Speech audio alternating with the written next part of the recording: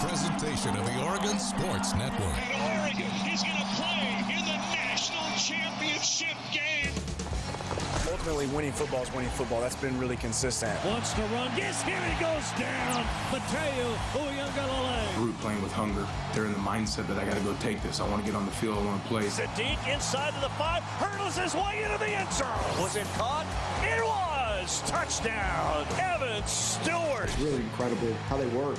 They don't blame. They don't complain. They just come up here every single day and work their tails off. Up the middle. Buster 5. 3, 2. Lowers his head into the end zone. I'm just ready to attack it and figure out what we're really great at, what we got to improve at. That's the fun part for me, is what problems do we get to solve. This is the Oregon Football Coaches Show on the Oregon Sports Network from Learfield, presented by Toyota. Let's go places. Today's broadcast is also brought to you by Country Financial Insurance, Protect What Matters, and by Pepsi and Bigfoot Beverages. Go Ducks! Drink Pepsi. Now let's go to the Country Financial Studios and talk Oregon Duck football.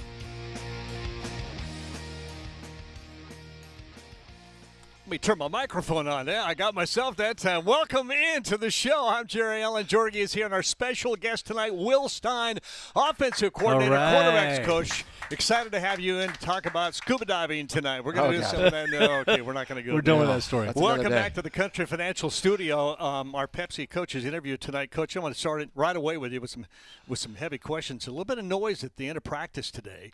And then I noticed your wife Darby grabbing the little one and coming off. We're doing the meeting. I don't know if you even know, but it was cute. We're all standing at the end of the end zone talking, and she was like, "Oh no, he's making noise." Bring us up to date on your family.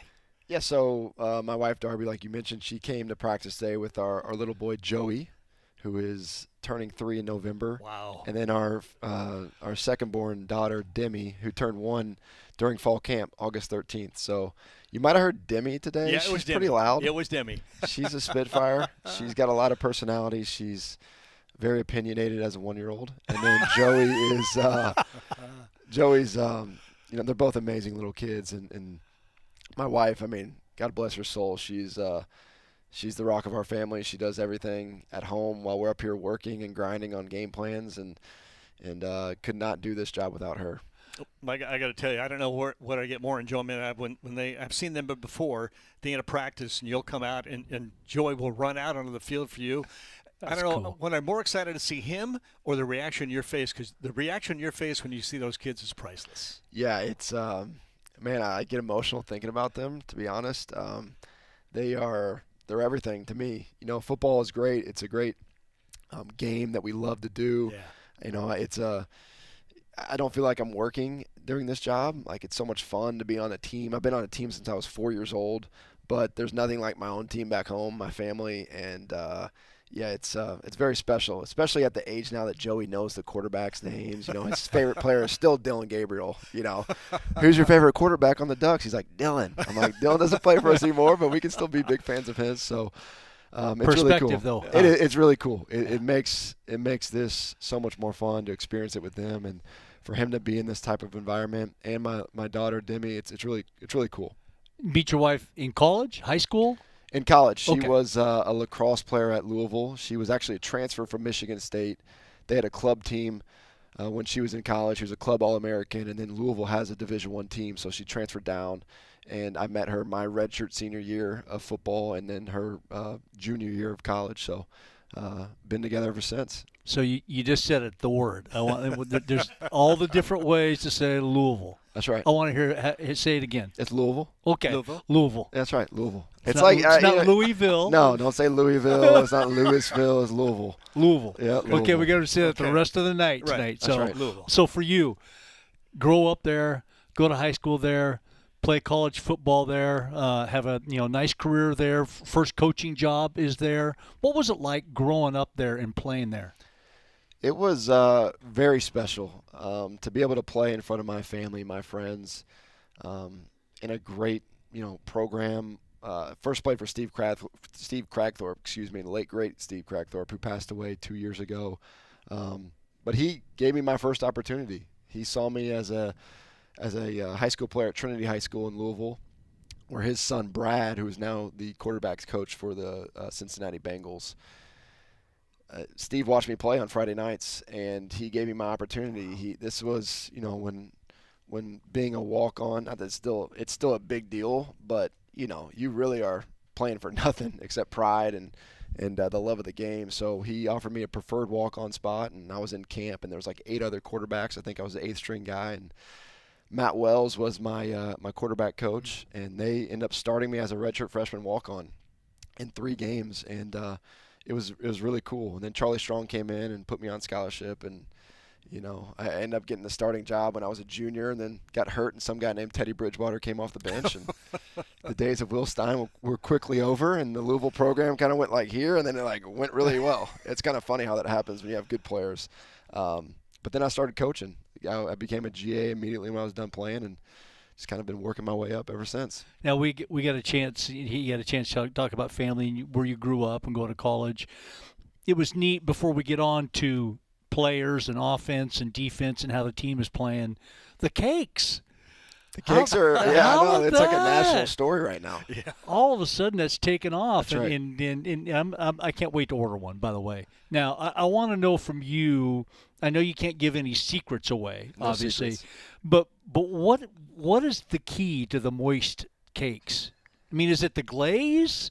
Is it because I'm a glaze guy? Yeah. I mean, that to me, when I make a cake, any type of cake, that's the key because it soaks in a little bit, and then it hardens up a little bit, and it seals everything in. I mean, I think the key is a lot of sugar, a lot of that butter. There's a lot of stuff like that. But that was a great feature. It was, and my next door neighbor actually is. I don't know if you guys know Brian Mulvison. Oh, yeah. Do we know Brian? We know Brian. Right, okay. He's my neighbor. Okay. Great guy, great family. Kentucky Derby week. You're probably over no there, doubt. aren't you? Yeah. But it was like last Thursday. We get off on Thursdays, so Brian had the CBS crew over because he's doing the spotting up in the box. I'm guessing with you guys, and so I'm talking with Brad Nessler, and my wife had made a cake for this little get together, the orange juice cake, which. My wife is the only other person besides my aunt and my mom, and maybe one of my cousins now who works with my mom and aunt at Sissy Cakes. My wife is the only one that knows the recipe. It took her to marrying me for her to get this recipe. So, and Darby has really perfected it herself. So. And I would get on her early on. I'm like, why aren't you got to do the flour like my mom says? You got to do the sugar. You can't shortcut this. This is baking. This is not cooking where you can put a little spice here, a little spice there. This is how it's made. You got to make it this way. So she has perfected it, and she took it over to Brian's house on Thursday. And Brad Nessler, of course, he got a piece without me knowing, and he goes, "Who made this cake?" I was like, "My wife did." He was like, "What? This is the greatest cake I've ever had in my life." I'm like, yes. Yes. Number one, it is that good. And number two, my wife did it, and she made a great orange juice cake. So Brad loved it. Jenny Dell loved it. Gary Danielson, they all loved it. They're like, we want to talk about this. I was like, they did. Perfect. Go they ahead. did. And I was like, yeah. And then my mom's in the stands during the game. She was up here this past weekend.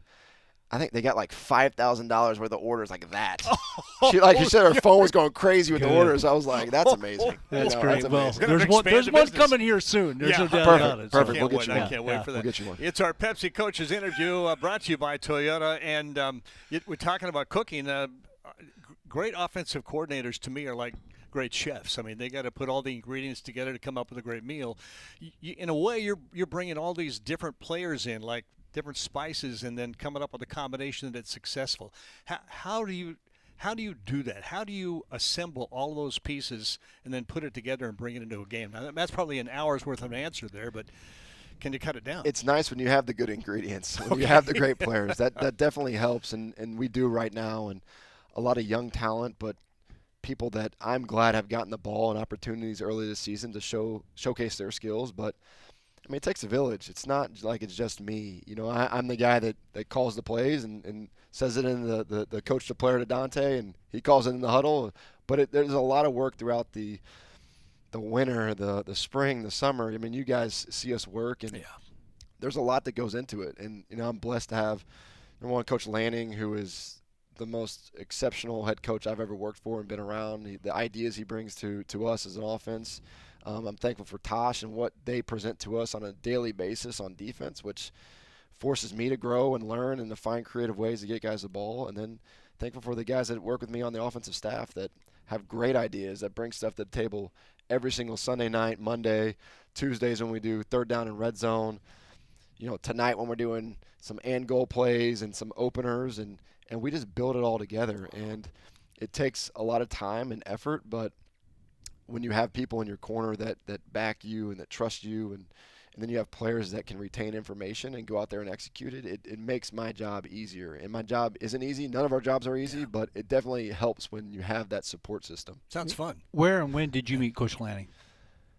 I didn't. I knew Marshall Malco. Okay. Marshall and I worked together at Louisville in 2013. Oh, okay. It was my first year as a GA, and then it was maybe his first or second year in college football as a recruiting guy. And I was just at UTSA. We were about to play in the Conference USA Championship game. It was like a Friday night game. This is 2022. And I was just kind of catching up with Marshall on the phone, and Dillingham had left. And I was like, you guys, I don't know why you guys haven't called me yet, man. Like, come on, like, we're boys. Like, we got like a top 10 offense here at UTSA. I was just kind of just giving him, shooting the bull with him a little bit. He goes, you know what? I don't know why we haven't. Let me tell Dan. Let's get you an interview. Next thing I know, we put up like 51 points or 50-something points in the Conference USA title game, beat North Texas. Interviewed with Dan the next day. The following day, he asked me if I wanted to be a Duck. It was like that quick. Oh, man. No agent, no nothing. It was Marshall. Marshall. Wow. And very thankful for Marshall for getting my name to Dan. And I'm just thankful that Dan gave me this opportunity because, what an opportunity. It's a lifetime opportunity that not a lot of people get. And when you get something like this, you got to take it and you got to make the most of it. And so you go from UTSA and Frank Harris, a really good quarterback that you had, come here and you got Bo Nix right off the bat. And you've coached some great guys the last 3 or 4 years and throughout your career, obviously, but those are some notable guys, no doubt about it. When you come here and an offense has been successful like Oregon's has before you got here and has been hugely successful since you've been here and beyond, how do you blend what you're bringing to teach with what already exists within an offense, let alone with a quarterback like Bo Nix? How do you marry the two? Philosophy? The first thing I did was try to get to know Bo. What is he like? We're all running a lot of the same stuff. There's timing of play calls. There's personnel that you're working with. There's formationing it correctly. There's a lot of things that go into making a successful play.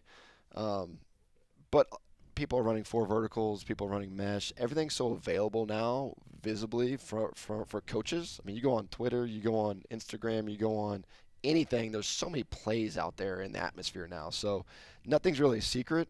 When I was growing up, it was hard to get film probably of Chip or Art Briles or these guys that were doing these really creative things, or it was really secretive stuff.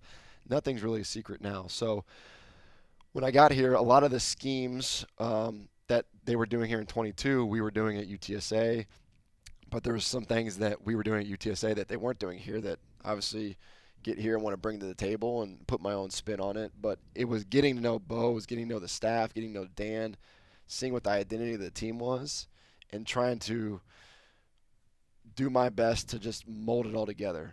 Because you still want it to be in your image, in your likeness, not selfishly, but I'm the one that is calling the plays. So if I'm trying to call somebody else's offense, that's hard to do. Yeah. And I've seen that happen before where a guy were coming in and they want to keep it exactly the same, and that guy doesn't really have a chance to be successful as a play caller because he can't regurgitate the plays like he's been doing it for years.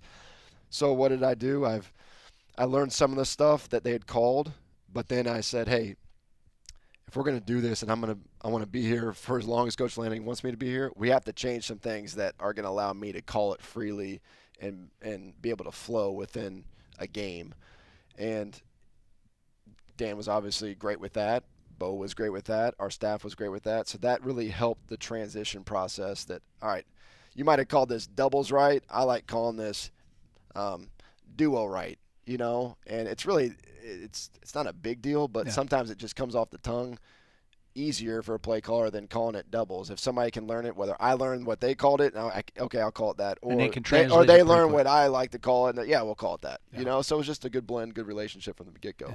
I'm going to go back to the chef analogy. You got a great dish coming in here. You just added your own spices to it, and now it's yours. And that's really what it is. Totally, and it's ours. You know, like that's one thing I tell our offensive staff when we have our staff retreat. This is the Oregon offense. It's not the Will Stein offense. Yeah. It's not the Dan. It's the Oregon offense. When people turn on our tape, it's us. And, you know, sure, the coordinators, the quarterbacks, the head coaches, those are the guys that, you know, everybody talks about, but it's a family of people that are doing this every single day. They're putting their heart, their soul into making our offense, our team great. So it is. It's the Oregon offense. Well, I'll tell you what, something like we've never seen before. It's pretty special, I'll tell you that. He is Will Stein, offensive coordinator, quarterbacks coach. He's going to be here for a little while longer. We're going to take a break here in our Country Financial studio. Come back with more of our Pepsi coaches interview. I'm Jerry Allen with Jorgie. We're all back in a moment here on the Oregon Sports Network from Learfield. Dear Clear. Awesome. Toyota Tundra's got heart-pounding horsepower. Tacoma is one rugged ride, and the 4Runner is tough as nails. Truck, yeah. Find yours at Toyota.com. Toyota, let's go places. As a local community credit union founded by teachers, OnPoint is committed to supporting the students and faculty at the University of Oregon. And on game day, we're right there with you, on the field, in the bleachers, and in the classrooms. Drop by one of your local branches today and discover the many ways OnPoint can help support your financial well-being. OnPoint Community Credit Union. People are the point. Federally insured by NCUA. Equal housing opportunity. Dear Truckin' Awesome. Toyota Tundra's got heart-pounding horsepower. Tacoma is one rugged ride, and the 4Runner is tough as nails. Truck, yeah. Find yours at Toyota.com. Toyota, let's go places. Back to the Country Financial Studios in 60 seconds. This is Oregon football from Learfield. Don't act like that. Don't wear that. Don't think that. I've heard everything you tell yourself every time you felt different. And I want you to know that you can be vulnerable and powerful. That taking care of your mind is taking care of everyone you love and who loves you. Love your mind. Find mental health resources at loveyourmindtoday.org. Brought to you by the Huntsman Mental Health Institute and the Ad Council. I'm a pretty great multitasker. I can wash dishes and do laundry. I can roller skate while walking my dog. I can even order lunch while doing my homework. But I can't use my phone while driving. A distracted driver is one of the leading causes of death in the United States. So when it comes to driving, please, don't be a multitasker. Don't drive distracted. A message brought to you by the National Safety Administration, Project Yellow Light, and the Ad Council. I want you to know. I said I want you to know right now. You've been good to me, baby. Better than I've been to myself. Never mind. Welcome back inside the show. I have a cough button over here that it sticks. Have you done this before? No, come on, get out of my face. Get out of my face. All right, welcome back to the show. Will Stein, offensive coordinator with us. We're talking Duck football, obviously, and well, we just came out of that break with the music at the end of the third quarter. I mean, as a coach, I watched some of the players down there get to do a little dance around. What, do you get into that at all, or are you so focused on the game you can't enjoy it? Well, I mean, I could really enjoy it last Saturday because of the score. Typically, I'm either in a TV timeout, getting guys in the huddle, getting calls ready, or I'm on the sideline coaching up the next drive. But, yeah, I mean, how can you not get excited about that song? Oh, yeah. It's the coolest thing I've ever seen in my life in sports. I mean, like, the fans, I love how they stay the entire time. There's nothing like Oregon Duck football fans. It's special, no doubt about it. Well, we got to talk about your team and break it down to on the offensive side. I'm going to start, the success of the offense is one guy. That's where it all starts. That's what everybody wants to talk about. But I'm going to throw you a curveball. I don't think it's the quarterback. I think it's the center. I think Poncho and that offensive line is a key to success. Talk about your O-line a little bit. Poncho's going to be our guest later tonight. Talk about him. I mean, don't you love Poncho? Oh, my gosh. I mean, golly, he is a team's dream, not just a coach's dream, a team's dream. He's got every quality that you look for in a leader. In the center position, as you guys know, there's two guys that guaranteed touch the ball every single snap, the center and the quarterback. guaranteed. And so to have a guy like Poncho up front that knows all of our calls, that has played a lot of games for us, that is so damn tough, physical, smart, you name it. I mean, the guy's a pro. I think he'll go down as, one of the best, centers in the country this year. I really do. I feel confident in that. And he creates a lot of calmness, but he brings just an edge to himself into the team that I love. Your offensive line depth is something we talk about with this team a lot. Talk about that offensive line. I mean, you bring in some transfer guys. You've got some young guys coming in. It seems to be all coming together really quickly. It is, yeah. I mean, it's starting left to right. Isaiah World is he's a freak. He's got all the qualities in a first-round talent. He's great teammate, energetic, physical, like I said, Poncho was. Emmanuel Pregnon at left guard. I mean, he's as pretty of an offensive lineman I've ever seen. I mean, he is giant, big, physical again. You got Poncho at center. Dave Ioli has played really well this year so far. Glad that he's performing the way that we want him to. And Alex Harkey on the right. And then you add in Janoris Wilson, who's played good snaps for us. He's more or less our big tackle as well that can go in there and provide some thump on the edge when we need it. But, yeah, we have a lot of young talent, too. I think, Coach Terry, Coach Leftwich, Ryan Walk, we call them the law firm. That's kind of like our deal. The law firm of Terry, Leftwich, Walk, Whipple, that's the law firm. So if you ever see us with a law firm hat on, Kenny got some law firm hats. I think he got asked, is that for the law school? It's not for the law school. It's for our O-line coaches. So I might have to wear that at the next game. Law firm hat. I think that would be cool. And it takes a while for those guys to come together and mesh, doesn't it? It does. And the way that we practice early on in spring and fall, which I love, is we have green and yellow teams, and they're really mixed and matched. We don't have a one O-line until a few weeks before the first game. But what does that do? It develops your younger players because they're able to play next to older veteran guys. I mean, you guys probably know, if you have a freshman team out there in spring ball or guys that are down the line that just got on campus, and then you get against a sophomore, junior in a drill, you kind of get your butt whooped a little bit up front. So it's nice to have a veteran group with some young guys sprinkled in, and then once we get going in fall, about 3 weeks out from game, then we start to put that first team O-line together. So after our first scrimmage, it was okay, it's time to get these guys together, working, and they've done a great job. Every room we're going to talk about here, quarterbacks, receivers, running backs. We'll go to quarterbacks now. Dante, what a benefit to have a guy who was willing to sit and learn and now is wow, special. Yeah. Do you guys know how many times Dante asked me about playing time last year or getting in there? I can't imagine. 0. Really? 0. He's the most humble, hardworking, great dude. I mean, he's phenomenal. He's everything you want. He's a coach's dream because all he does is work. All he does is support his teammates. He's a phenomenal talent. He's as smart as anybody I've coached. I think the sky's the limit for him. If he can just remain like he is, which I know he will. I mean, kid from Detroit, he's everything that you want. I'm so glad he's on our team, and I can't wait to see what's next in store. And it's just continue to focus on the process, take the easy money throws like we always design it to do, and then you guys saw when we throw some shots with him, he can rip it. It's called talent. He's very talented. Yeah. He's very talented. And what surprised me about Dante, he's a much better runner than what I thought. He really is. He's had some long runs in practice, running past people. I'm like, dang, Dante, I didn't realize you could run like that, man. So that's a huge benefit for me. I mean, think about Bo Nix and even Dylan at times last year. 3rd down and 4, 3rd and 6. Stuff's not there. The play call stinks. Go run and get me a first down so I can call you a first down play. The work, Coach, and it's not you just talked about it, how hard these guys work, and the work shows off on the field, not just within the interior line at Tapia, but the blocking downfield. Yeah. It's been just unbelievable. Infectious, it looks like to me. When you got receivers who are known for their speed and everything else that they do in the touchdowns, and they're just drilling guys and burying people. Talk about what that does to the team as a whole and your offense as a whole. Well, I mean, you guys I've not seen it like that. No, it's been exceptional so far. I mean, not to be the cliche guy, it goes back to the DNA traits that Dan talks about. Our team is connected. The guys actually care about the person next to them.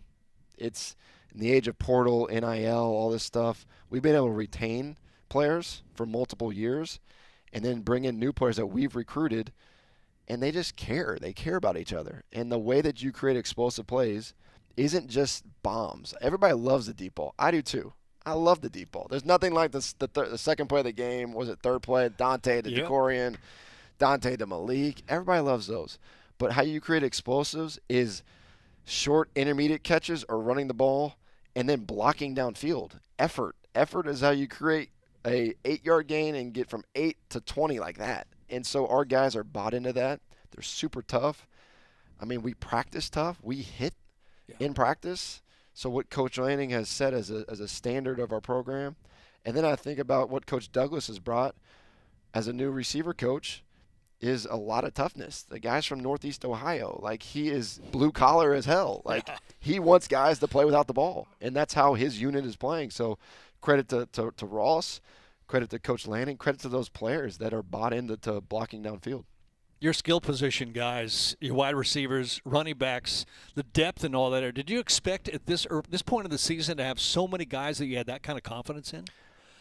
You see it in practice. You see like some wow plays throughout spring ball and fall camp. I just think you never know until you play on a Saturday, until you have fans in the stands, a real clock, Big Ten officials or whoever we had last week. I mean, I think it was a Big 12. Yeah, there's some calls in that one. But no, I'm kidding. So you never really know. You got to play the game. That's the best way to evaluate your team is in a real game setting. So, you think you got players, but, we played really well and we played how we thought we should play, and when you do that, you get opportunities to see players make plays during real games. I never want to single anybody out, but I'm going to say one word, Kenyon. Well, Kenyon Sadiq, I guess it's 2 words. Pretty special player. I mean, we didn't see him till late last year bloom. What's he capable of? I mean, he's pretty special. Yeah, he's very special. I mean, ball in hand is as good as anybody you're going to see in the country. And like you mentioned, we got a lot of guys that are getting the balls right now. Yeah. Which is great. He's somebody, I think about how, Ferg and Tez were just such clutch players. Like Kenyon is that for us now. And I can't wait to see him as we play this weekend, start our first Big Ten game against Northwestern in Chicago, give him some great opportunities there. But, again, what you see without the ball, it shows me how much he loves his team and loves the University of Oregon. And, I mean, he's as physical as they come. Like, he's 6'3" and some change, 245, but he plays like he's 6'6", 270. I mean, he is strong as hell, and he, very special player, great kid too. Great football attitude. All right, before we let you go, we can spend another hour with you, but I want to talk about Northwestern a little bit. Defensively, anything really exotic or different? I mean, you talk about offenses, everybody's doing a lot of the same. How about defense? Their defense is tough. I mean, this will be the best team we've played up so far. Yeah. Especially going on the road, and I'm telling our guys, as we're getting stretched out during practice, it's about 9 a.m. That's going to be our kick time here in a few days. It's 9 a.m. Pacific. Yeah. Right? So our guys are ready. They're clued into the game plan. But Northwestern is tough. I mean, they had a good win last week and obviously lost their opener at Tulane. But nothing but respect for those guys. It's going to be a different environment for us. We don't have our home faithful, but I am expecting a good turnout in Chicago in green. But, yeah, it'll be a little bit, we'll be on a lake. There'll probably be some wind, right? Yeah. Who knows? There might be some weather. Louisville is kind of the Midwest, but it's not Chicago. Yeah. But there's some weird weather in that part of the world. So I'm excited to see what our team does when they truly face adversity. Yep. Like, let's call a spade a spade. There hasn't been much adversity for our team yet, so I'm excited for that. And I know our guys are wired the right way. I know Coach Lanning has, gotten this team to be mentally tough. And like I said, I can't wait to see. I hope there's not a ton of adversity, but there will be. There will be. You want to see it. There will be. I want to see it. I want to see Dante. I want to see Poncho. I want to see those guys work with adversity and on the road. And first Big Ten game. I mean, we got to go. You know what I'm saying? Yeah. We got to get going. Let's do it. And let's do it. And I'm excited for it. Coach Stein, I can't thank you enough for coming in. Really, really enjoyed the interview with you, and looking forward to the rest of the season, but certainly this Saturday back at Northwestern. Thanks again for coming. Thanks, Thanks Coach. for having Appreciate me. it. Yeah, appreciate it. All right. We mentioned Poncho. He's next. Joey's got Poncho. Still think Poncho should sit here and interview Joey. That's the way it should go. That's all ahead on the Oregon Sports Network from Learfield. Wherever you are. Clear? Once a duck, always a duck. That's OCCU. Since 1956, OCCU has helped the University of Oregon community take flight financially. Like our remarkable checking and duck debit card that give duck fans more for the things they care about. More for the game, more for gear, more for a bright future. Earn interest, show your duck devotion, and start earning more today. Learn more at myoccu.org/getduckdebit. As a local community credit union founded by teachers, OnPoint is committed to supporting the students and faculty at the University of Oregon. And on game day, we're right there with you, on the field, in the bleachers, and in the classrooms. Drop by one of your local branches today and discover the many ways OnPoint can help support your financial well-being. OnPoint Community Credit Union. People are the point. Federally insured by NCUA. Equal housing opportunity. The Oregon Football Coaches Show continues from the Country Financial Studios in 1 minute on the Oregon Sports Network from Learfield. How serious is youth vaping? Irreversible lung damage serious. 1 in 10 kids vape serious, which warrants a serious conversation from a serious parental figure like yourself. Not the seriously know-it-all sports dad or the seriously smart podcaster. It requires a serious conversation that is best had by you. No, seriously, the best person to talk to your child about vaping is you.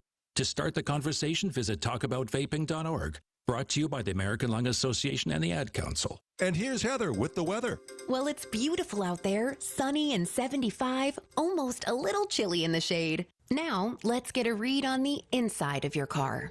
It is hot. You've only been parked a short time and it's already 99 degrees in there. Let's not leave children in the back seat while running errands. It only takes a few minutes for their body temperatures to rise, and that could be fatal. Cars get hot, fast, and can be deadly. Never leave a child in a car. A message from NHTSA and the Ad Council. Here we go.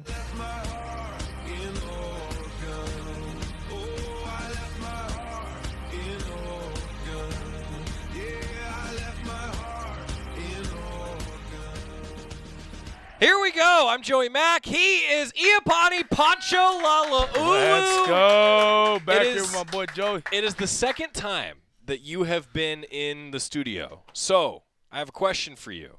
Do you want to try take 2 on the 2-minute life story for a new audience tonight? Oh, I don't know if I'll be able to beat that record. That's kind of a good You did time. minute 22. It wasn't bad. Can we get closer to 2? I think we can. All right. 2-minute life story. Poncho Lalulu. Go. Poncho Lalulu. I am from Honolulu, Hawaii. Grew up in Kalihi. I am of 10 kids. My parents, my mom is Leseli Laloulu. My dad's Fa'ope Laloulu. I come from a family with didn't have much, but we were very fortunate and blessed to have the Lord in our life, and all thanks to our grandparents who set the stone of moving from the islands of Tonga and moving here to America and from Samoa as well. They wanted to make sure that their grandkids were able to reap the blessings that they've been praying for a long time ago. I played football. I've been playing football since I was in the 3rd grade. I played straight tackle. While I was young, I was playing football and rugby. I gotta love the contact, being right. rough. So and then at one point in time, my parents said I had to make a choice. I had to play rugby or play football. And then, I grew up, I love the Eagles, the NFL. After that, I played high school football in Hawaii. I played for Friends in high school and I had 1 year at St. Louis. Shout out to Marcus. And then I came back home, finished at home. And then, I got my opportunity to come here to the University of Oregon and, going on from here now. Minute 10. No! That's shorter. You got more efficient in telling the story. How about that? Yeah, How about that? I was trying to beat it. Yeah. All right. Now, some of this I asked you for fans that did see our conversation from Media Day. But I have to make sure that everyone tonight hears the origin of the Poncho name. I know you've been asked about this a couple times, but it's just such a good story, Poncho. Yeah, my name, actually, like I said, I found out that day at Media Day that I asked my dad. He said that my grandfather, he used to watch in the WWE. Back in that day, it's part of WWF. Probably Right. Jared might have known that. Jared might have known that. He was probably during those ages, That's right. Stones. Nah, I'm just playing. There's WWF, and I guess there's a wrestler by the name of Poncho. And my grandpa loved that name, and when I was born, and I'm named after him. That's where Iapani comes from. And then he gave me that nickname, and I was like, oh, it's nice to know I'm named after your favorite wrestler. I love it. I love it. It's a great name. Now, okay, so I've thought about this since you and I talked before. So you mentioned like that you and Marcus Harper would previously talk about wrestling. Okay. Yeah. So I got to ask you, what if you were a professional wrestler, what would your intro be? Because there's always, they do so much. There's all this pomp and circumstance. What would your intro be when you entered the ring? That's honestly a question that I do not know how to answer. You got a lot of awesome entrants. You got guys like Batista coming out with those fires coming out. Yeah. You had the Usos when they first were entering. They'll do like the little, that haka. And then, you got Rikishi. Right. His entrance was fire, of him dancing. Me and Big Mark would always like kind of do that and try to play his dance music. That's great. And kind of, try to do what he would do with his body and dance. It's funny, but honestly, I don't know. That's a good question. All right. So we'll come back to that. Yeah, we got to come back to that one. We'll come back to that. I'm going to do some research, see what best fits with me. Later date. I like it. I like it. Your family, Poncho. Tell us a little bit more about your family. What was it like growing up? 1 of 10. I bet a competitive group, huh? Oh, yeah. 1 of 10 kids. Like I said, my grandparents were, the reason why we're here. They're very faith-based. They really depending their lives on our Lord and Savior Jesus Christ. And, because of their prayers, I'm reaping the blessings that they've prayed for, and I'm also thankful, for my Lord as well. And my parents, they're very hardworking parents. They want to make sure that we're fed every day. They want to make sure we have hot food, we're okay, we got clothes, just the little basic things in life that we need. Not being so worried about things that we want, like it said in the Word of God, like He blesses us with what we need instead of what we want. So I'm just thankful that I had a roof over my head, food to eat, clothes on my back, shoes that I wear, and drinks and stuff like that. So I got 10 siblings. Most of them are like half siblings since my dad, I had some other kids, but, I love all of them equally. And, my brother, he played here. He played here before me, my brother Ope. And, I just always give him thanks and praises because, it was hard growing up. We wasn't fortunate to be able to come watch his games that much. But, when I came here, I seen the door of opportunity and the door that he broke down for me to take advantage of. And it's something that I always, I'm always thankful for. That my brother took that step of leaving the comfort of his home to come here to Oregon and make sure that he can create opportunities for everyone else in our family. And I was very fortunate to reap that blessing of being able to walk through that door with not too much adversity, but there is still some adversity and stuff. But, I'm still thankful that, I can learn from those adversities. Well, I'm glad that you mentioned your brother. I wanted to talk about that a little bit. Just how much can you soundboard with him? I mean, this is – you two are in a rare group that are both – right? You're both Ducks in that way, right? I know, how it's cool awesome. Is that? It's very cool. Like, I remember just like when I made my commitment that day and just seeing my brother kind of, having joy in him, knowing that he has a family member coming up. And then just being able to play with him in some games. There'd be times like we were both right next to each other and we have like our big boy package and my brother's like that extra tight end, and just seeing my brother on the field with me was just awesome, like, and then we get like calls from my parents during the game and like you'd see pictures of us like, wow, like who would have thought like both of us growing up in the same household from the islands of Hawaii, like coming to Oregon and just playing in a beautiful spot like Autzen. And it's awesome, you know what I'm saying? That's awesome. All right, we got to get a timeout. Come back. We will talk some football. And then I have to ask you, if you weren't playing football, would it be rugby? Oh, for sure. Yeah? All right. I have another question on that. Back after this. Stick with us on the Oregon Sports Network from Learfield. Dear Truck Awesome, Toyota Tundra's got heart-pounding horsepower. Tacoma is one rugged ride, and the 4Runner is tough as nails. Truck yeah. Find yours at Toyota.com. Toyota, let's go places. As a local community credit union founded by teachers, OnPoint is committed to supporting the students and faculty at the University of Oregon. And on game day, we're right there with you, on the field, in the bleachers, and in the classrooms. Drop by one of your local branches today and discover the many ways OnPoint can help support your financial well-being. OnPoint Community Credit Union. People are the point. Federally insured by NCUA. Equal housing opportunity. Dear Truckin' Awesome, Toyota Tundra's got heart-pounding horsepower. Tacoma is one rugged ride, and the 4Runner is tough as nails. Truck yeah. Find yours at Toyota.com. Toyota, let's go places. Go Ducks! Now he gets hit, goes down again. Oregon's defense is just too much. This is Oregon football from Learfield. You took the first step and quit smoking, but even former smokers may still be at risk for lung cancer. That's why SaveByTheScan.org wants you to know about a new low-dose CT scan that can detect lung cancer early. It takes only 60 seconds and could save your life. You took the first step, now take the next. Visit SaveByTheScan.org for a simple quiz to see if you're eligible and talk to your doctor about screening.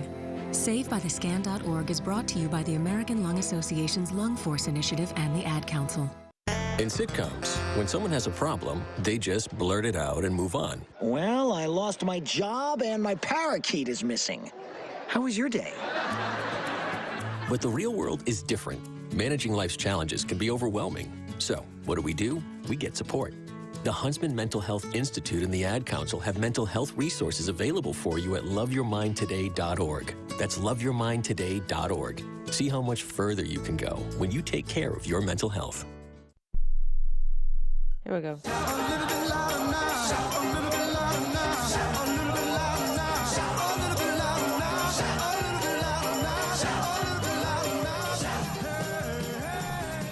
We're back at the Country Financial Studio. It is the Toyota Coaches Show. That was hilarious. Just continuing the conversation during the break with Poncho. Let's go here before I ask you about rugby. Your offensive line group. Just tell fans about the O-line room, huh? O-line group, we're very selfless guys. Yes. Obviously, we don't take too much credit for the things that's being done. You guys see guys like Dante Moore, DeCorin Moore, and all these other guys making big plays. We were just talking about the comment about Dave making that pretty boy comment, and I find it funny because, I always tell Dante, hey, you're the princess and we're your guards, so we're going to protect you at all costs. And, but, I love my O-line guys. I love these guys, the way they come in and work, every single day. Even with the new 3 guys we got on the offensive line, like, Harkey brings so much juice, Zay brings juice, and as well as E-Man. E-Man is a man of few words, but when it comes to the game, all 3 of them brings that physicalness and that tenacity, that what it means and exemplifies what an Oregon offensive lineman is supposed to be. So I love those guys, and everybody else in the room, it don't matter what happens, the next guy up is going to get the job done at the end of the day. And I know some of that starts with the law firm, am I right? Yeah, shout out to Coach Terry, man. Coach Terry, man, he does a great job. I was mentioning earlier, like, he's one of the youngest O-line coaches in the game, and you can see how much growth he's had since he's been here. Obviously, he was a GA, and he'd been, bounced around. And when he came back and he took that job, and he's been growing every single day, like since 23. I was with you when he first came back. Right. So seeing how much growth we both had and how much Coach Terry's been, like, a leader in the room, and, like, it's awesome. Coach Terry, he brings that fire every single day. Like, you'll never find another coach in the nation that would do O-line drills with us or are holding backs for us, showing how the drill and the technique's supposed to be done. So I appreciate Coach Terry and everybody else in that room. Shout out to the law firm. You know what I'm saying? Yeah. Okay, I have to ask you about rugby. So I'm glad that you brought this up. So if you weren't playing football, you would be playing rugby. Oh, yeah. Confirmed? Yeah. All right. Would you be like the best rugby player ever? I mean, I don't know. There's a lot of greats out there. There's a lot of greats that I know of. Growing up. I can't imagine tackling you, Poncho. I don't know who would imagine tackle me. That's what I'm saying. With a guy with the size of you, I don't know who would probably tackle me. That's what I mean. That'd be kind of scary. Like, you see these group tackles in rugby. Oh yeah, you sure? But if you see me one-on-one, I think you might run the other way. That's what I'm saying. Did you ever play running back? I actually did. I played a little bit of skill position growing up as a kid. I played running back. I even played linebacker. It's kind of funny. But I was only known for blitzing and go make the tackle. Right, and then no quarterback ever wanted to get up again. No, not even a running back. They would stop running inside zone. They run outside zone just to get their skates on and run around me. I love it. Okay, so last week also we talked about this a lot last week, and your love of music. Mm-hmm. So I know everyone has seen it. We're gonna play it again. So now you got to tell us a little bit about the uniform shoot and what you were doing here.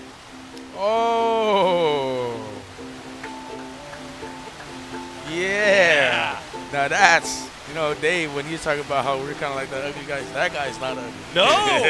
He's far handsome, from man. it. Look at that. Look at this. I mean, just the magic. The magic. It's funny because, man, I don't know. Hey, shout out to the theater people. They did a great job. You know, the people who did this, you know, working with them was awesome. You know, Steve and all those guys that did a great job of making sure our stuff looks nice. Well, looks nice, but also you hear the water in the background. And you just hear the ukulele playing. And you just hear this music. Yeah, getting that sense of, you know, of Hawaii and Eugene. You know, I like to say, you know, whenever it's a beautiful day, I just remind myself it's a beautiful day in Eugene Day. That's right. It's a phrase that we use in Hawaii. I like it. I mean, during that photo shoot, that video in there, I was just like playing a song. You know, some of us would know back home. It's like a jam. You know, we call it a jam session. Like sometimes, you know, like I was talking about earlier, like me and the boys, sometimes after practice or like during the summer, you know, we come home. We just like to kick back with the guys and just, you know, just kick back, play some uke. Play the guitar too, sing, or just be in the back of one of the boys' houses and, you know, play some games as well. Just building connection, you know, not being so focused on the phone and social media. You know, we were out, you know, just hanging out and, you know, just building a connection. And sometimes, you know, depending where we're at, whether it's at my house or my other friend's house, like our parents would sometimes see all of us in the back and they always ask, like, do you guys want to eat? So, you know, that's where it kind of came from too. You know, we talk about connection over here. So that's what kind of came with me when I came to the University of Oregon. Well, it's just so fun to see, at least for me, like all the different personalities and histories that you all have that come together. I mean, I know that's something that you really value, isn't it? Mm-hmm. Yeah, I just love being able to, you know, get to know people. You know, like you talk about, like a lot of people don't know because we're under the helmet all day. But when you get to know a person, you know their why and what drives them every single day. And, you know, you can push them every single day, you know, when adversity hits. Like, you know, hey, man, remember what you told me about this? Like, you know, you got to continue just to push strong. In this life, it's going to be hard.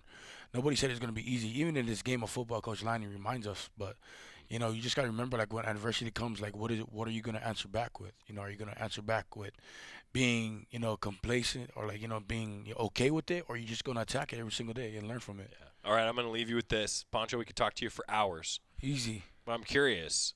You talk about growth. How are you different now from 1 year ago? I think my leadership has grown a lot. Like just learning from the past 2 years, learning from guys like Stephen Jones, learning from guys like Marcus Harper, just seeing what they're doing and their impact on the team of how much they became like a leader, you know, and just setting a standard like we talked about before. I'm like one of the only returning guys on the offense. So I feel like it was my duty and my job to keep and uphold that standard, what it means to be offensive line here at the University of Oregon or just be an Oregon Duck. You know, we really talk about player-led team. You don't want to be coach-driven. You want to make sure that the players are leading the team because there's a big difference when the players are leading the team instead of the coaches. Poncho Lalulu, everybody. Well done. Yeah, so appreciate you, brother. You're going to be back. Oh, shoot. Let's go. All right. We'll do it again. But when we come back, preview. Big Ten play starts this week. Finishing it up after this on the Oregon Sports Network from Learfield. Dear Truckin' Awesome. Claire. Toyota Tundra's got heart-pounding horsepower. Tacoma is one rugged ride, and the 4Runner is tough as nails. Truck yeah. Find yours at Toyota.com. Toyota, let's go places. Wherever you are in life, once a duck, always a duck. That's OCCU. Since 1956, OCCU has helped the University of Oregon community take flight financially, like our remarkable checking and duck debit card that give duck fans more for the things they care about, more for the game, more for gear, more for a bright future. Earn interest, show your duck devotion, and start earning more today. Learn more at myoccu.org/getduckdebit. Dear Truckin' Awesome. Toyota Tundra's got heart-pounding horsepower. Tacoma is one rugged ride, and the 4Runner is tough as nails. Truck yeah. Find yours at Toyota.com. Toyota, let's go places. More gridiron action in 1 minute. Goosebump time. It's gonna be a great game. Coming your way on the Oregon Sports Network from Learfield.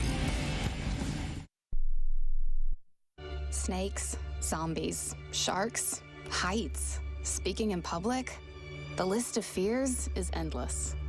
But while you're clutching your blanket in the dark, wondering if that sound in the hall was actually a footstep, the real danger is in your hand, when you're behind the wheel. And while you might think a great white shark is scary, what's really terrifying and even deadly is distracted driving. Eyes forward, don't drive distracted. Brought to you by NHTSA and the Ad Council. My name is Ariel. I moved to the U.S. at 19. I spoke no English and I struggled finding job opportunities. Everything I have, I owe to the Adult Literacy Center and getting my high school diploma at age 22. It was an honor helping you achieve your greatness. Now you're helping others achieve theirs. It inspires me. When you graduate, they graduate. Find free and supportive adult education centers near you at finishyourdiploma.org. Brought to you by Dollar General Literacy Foundation and the Ad Council.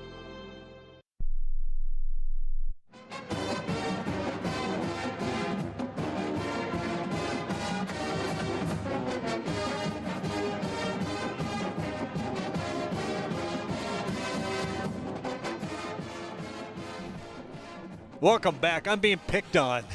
But I did get my microphone turned on this time. That was good. Okay, thank you. That was good. Thank you. Well, here we go. First road trip. It's always exciting. It is. A little nerve-wracking, but I look forward. I mean, I miss the Autzen fans. I mean, I just miss that, especially that third quarter break. Yeah. But it's always interesting to go on the road and see how a new team, relatively speaking, handles that road crowd. And I feel really confident. I don't know if that's a good thing or a bad thing. New team, new place. Yeah. I mean, this is a new one. I mean, all the years that we've done this, Jerry, we've been to a lot of the Big Ten schools and Big Ten places. Big stadiums. And I know this is going to be a temporary stadium that we're at type of situation, but just to be in Chicago playing a football game. I appreciate, though, many things, but one thing in particular that Coach Stein said, and that's, hey, this team will face some adversity. Yes. You know, going on the road is a little bit of adversity, right? And I will say, though, I'm excited to see how many Duck fans show up. I think it'll be a bunch. I think there will be, I too. think there's going to be a bunch. Yeah, I mean, this game sold out a long time ago. Yeah. I don't think that's just Northwestern fans. 12,000-seat stadium, though. It's going to be like a great big high school game. Yeah. It'll be different. It will be different. 7 a.m. What time do we have to get up? 7 a.m. I don't want to think about it. It's When I really realized that at the end of the game last week, I was shocked. All right. On the air, 7 a.m. here on the West Coast. We'll see you. It's going to be fun. 5 a.m.? We'll get there when we get there. That's right. Biggest question, hot dog or pizza, which night? Both.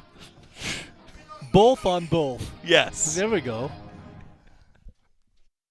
Adoption of teens from foster care is a topic not enough people know about, and we're here to change that. I'm April Dinwiddie, host of the new podcast, Navigating Adoption, presented by Adopt US Kids. Each episode brings you compelling real-life adoption stories told by the families that live them with commentary from experts. Visit adoptuskids.org/podcast or subscribe to Navigating Adoption, presented by Adopt US Kids. Brought to you by the U.S. Department of Health and Human Services Administration for Children.